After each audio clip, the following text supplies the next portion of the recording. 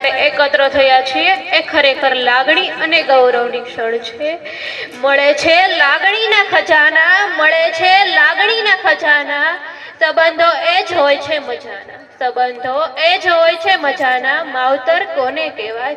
જીવતા મા બાપને સ્નેહથી સંભાળી લેજો, જીવતા મા બાપને સ્નેહથી સંભાળી લેજો, ગુમાવ્યા પછી ગીતા સાંભળવાનો શું।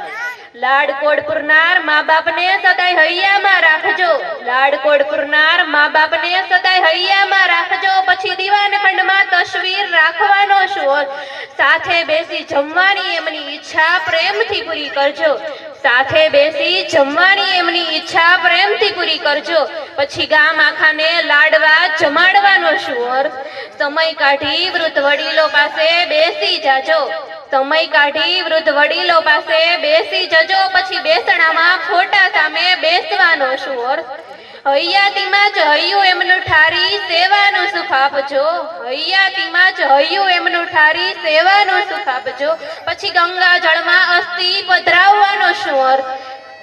ઘરમાં બેઠેલા મા બાપ રૂપી ભગવાનને ઓળખી લેજો, ઘરમાં બેઠેલા મા બાપ રૂપી ભગવાનને ઓળખી લેજો, પછી 68 તીરથ ફરવાનો શું અર્થ।